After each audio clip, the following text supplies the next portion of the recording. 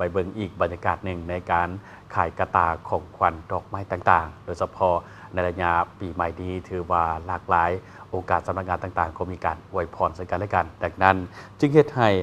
การซื้อขายสินค้าโดยเฉพาะก็แม่นการซื้อกระตาของขวัญและกระตาหมากไม้ตามห้างต่างๆมันมีความคึกคืนจากต่อเนื่องพอมีประชาชนพากันไปเลือกซื้อเพื่อไปอวยพรในวันสำคัญหรือว่าวาระสำคัญต่างๆในวันที่ 31 ธันวาคม 2025 นี้ทีมงานข่าวโทรภาพนครวิจันทร์ของพวกเขาได้ลงพื้นที่สำรวจบรรยากาศการซื้อขายกระตาหมากใบอยู่ที่หาดหมากใบสุดใจตั้งอยู่บ้านสีสังวรเมืองไซเศรษฐานครวิจันทร์ก็เป็นอีกขั้นหนึ่งที่มีประชาชนให้ความนิยมเข้ามาเลือกซื้อจากต่อเนื่อง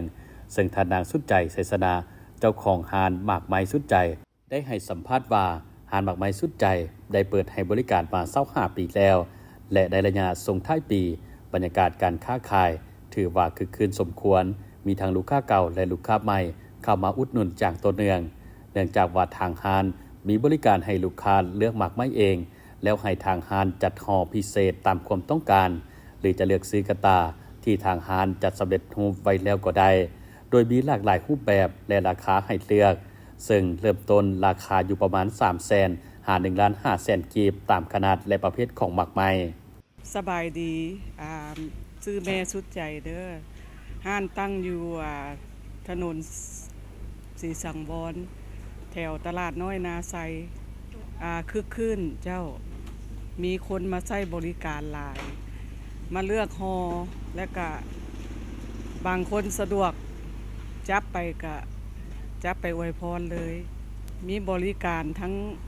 งเมดเจ้าเลือกหมากไม้และสำเร็จรูปมีให้ลูกค้าเลือกได้ตามสะดวกและราคาก็น่าฮักราคาเริ่มต้นกระเซ้า300,000ขึ้นไปจน1,500,000มีหลายขนาดเปิดมาได้25 ปีแล้วเจ้า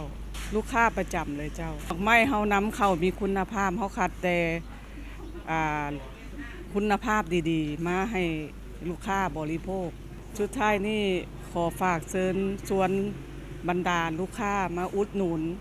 มาสนับสนุนและปีใหม่ฟ้าใหม่นี่ก็ขอให้ลูกค้ามีสุขภาพแข็งแรงร่ำรวยสถานที่ตั้งอยู่ตลาดถนนสีสังวรบ้านหนองบอนเมืองไซเศรษฐา